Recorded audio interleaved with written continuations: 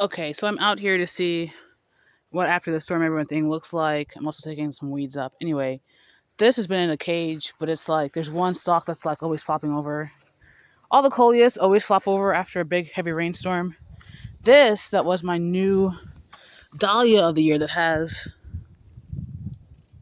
a it's pink, a pink flower, but maybe I need to move this over here. Hold on. This it did flower.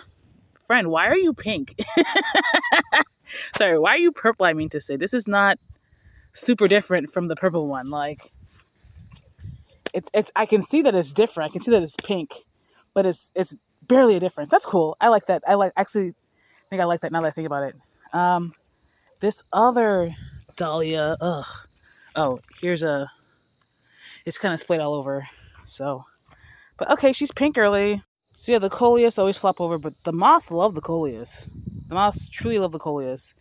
Um, I gotta see if I can collect dahlia seed. I don't know that I would actually try and grow dahlia from seed, or maybe would they come up alone?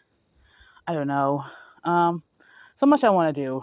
Here's the four verbena that take forever to get really popping, but every now and then they just have color on them, so that's nice. There's some grass that's coming up here. Oh well. All over the place actually. In fact, let me see if I can take it up and transplant it. Not so much that one. Okay, but this one I can. Ugh. Can you see the moss all over the flowers or the coleus? I really love that. So maybe next year I kind of do have to grow some coleus again. The zinnia is that one. Oh, and the fourth one is over there. They're doing really well, especially this one. Ooh, she's so pretty, so vibrant. Wow. I hope you go to see so I can collect you and have you all over the place next year. Here's the other zinnia. Here's one of the autumn joyceum, and the autumn joyceum all seem to have rooted in. So yay for that. Here's lemon coral from last year. The one that was here kind of got shaded out by the big marigold. I wasn't expecting it to get this big, but it did. That's fun. I still got a basil in there that hasn't gone to flower. That's interesting. Um, Here is my aster. I forget the exact name of the aster, but it's there. Yeah, I've been digging up as much of the whole plant as I can of all this sand burr. I'm putting it in here, hoping it dries out in the sun. But there's so much of it, and I had been mowing down the lawn. I guess I thought I had been cutting it down when the seed heads were immature. It looks like maybe not, but also they said something about like sand burr stays around for like years. So really, my main hope at this point, whenever I end up starting it, be it this year or next, is out competing it with um, more aggressive grass. I don't know how that works for other people, but we've got a bunch of self seeded zinnia over here. Here was a stalk I transplanted. I guess it was on its last legs, but lots of zinnia. So hopefully we see them all pop up. Here's some marigold that I popped up. This whole line is coming up real nice. The basil is kind of gone. That's okay.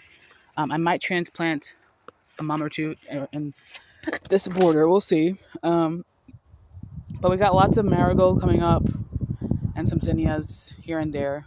So yeah, it's like after 7 right now. Here are these zinnias. They look extra interesting in this lighting. So that's fun. What do you do when you live on sand and grass is hard to grow, but you have existing grass um, and some Bermuda grass here and there? Um, you transplant it. So like all this is dryness, and like I think that patch last year, I had put some seed in and whatnot, and even some seed this year. So I'm just gonna say transplanting all the time until this whole thing is covered, because I don't have super money for seed, and this invades beds. So solution: I transplanted a big clump that came from the front bed, or next to the front bed, and I was taking up some of the sand burr, and I got stung. I don't think there's anything in there. Oh, there we go, the bleeding. But it really got in there deep. Damn. Anyway, I have more grass to transplant, so let me just ignore the sand burrs for now. Bane of my lawn care. My back literally feels like it's in shambles, but I still want to record some stuff to just show you how pretty it looks. Last year, the petunias really went vibrant. I think it's probably because I had added a lot of fresh organic material. This year that organic material broke down, and so a lot of soil was bare. Definitely watered, I think, a lot more than last year.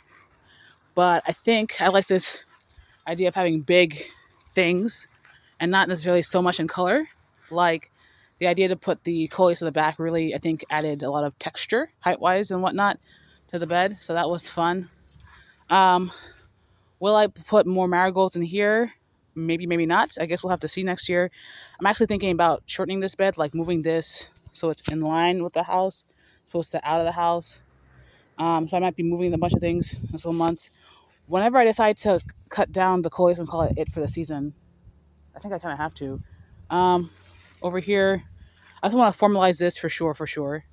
Next couple months, as we get colder and all the grass dies down, it's going to be a lot of movement over here and reorganizing. So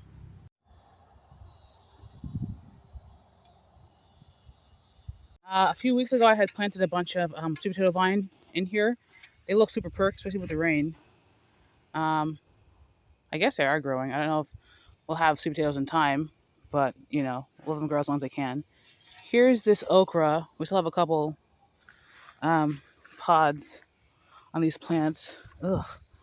And then I had moved these marigolds here, and they look great every time it rains. But now we're supposed to be like more than a week out of rain, so we'll see. I'm just checking on the plants I have here. I have a gardenia that's looking okay, a hosta, geranium. I had a bunch of Dusty Miller, and they did nice for a while. Here's this hydrangea, but it's still green and alive. Okay.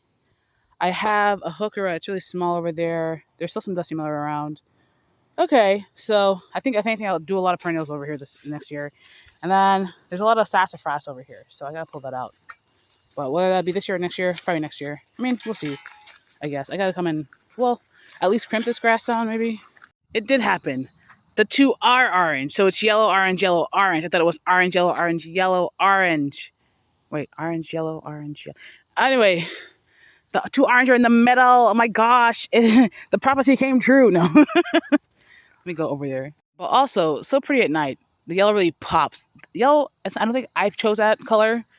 Yellow is such a dominant color in flowers. And it's very nice. But that yellow is so much like a school bus highlighter yellow or something. So the daylily really died. Oh, it didn't die down. I mean, it just looks really small compared to where it was before. Oh my gosh, there's so much weeding to be done. Wow. Here's the Shasta daisies. 1, 2, 3, 4, 5 for next year. Sandbur. Can I get in it without getting? I didn't get the root. Here we go. So many of them. I got a mulch. I want to get more papers. Let's see about this one over here.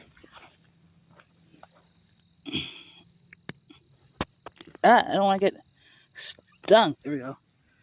Ugh.